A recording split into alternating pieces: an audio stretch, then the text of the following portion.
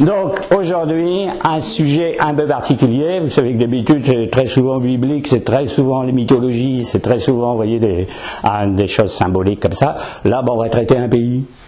Alors il y en a plusieurs de prévus, hein, l'histoire secrète de l'Allemagne, de la Russie, de tout ce qui s'en suit. Bon. Vous allez dire, oui, mais alors qu'est-ce que les États-Unis peuvent bien avoir d'ésotérique? Parce que l'Égypte, oui, les pyramides, leurs nombreux symboliques, etc.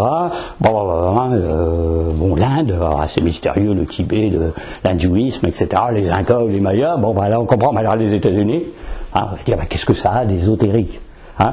Vous allez voir quelques curiosités à ce sujet. Alors, quand même quelque chose d'assez bref pour l'histoire.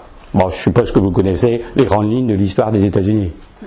Hein, Christophe Colomb découvre l'Amérique, vous allez voir des bizarreries déjà dès cette époque-là. Hein.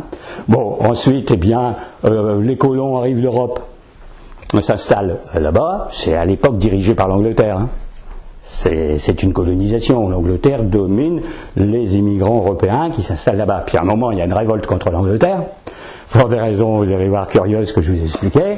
Il y a une guerre d'indépendance.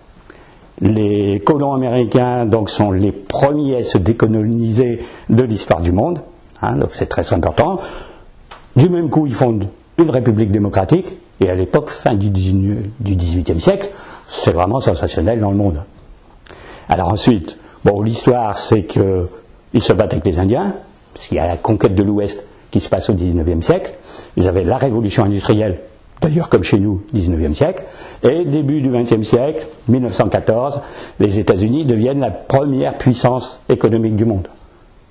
Donc 1914, ils ont un PNB, production nationale brute, c'est-à-dire à ce qu'ils produisent dans le pays, égal à la France plus l'Allemagne plus l'Angleterre de l'époque.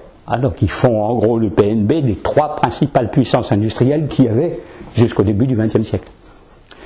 Ensuite, vous savez qu'ils interviennent dans les deux guerres mondiales, qu'ils gagnent, surtout la deuxième, gagnant à la fois dans le Pacifique et à la fois en Europe, et alors en 1945, ils sont ce qu'on appelle une hyperpuissance, c'est-à-dire première puissance, mais en politique, en économie, en militaire, en culture, en tout.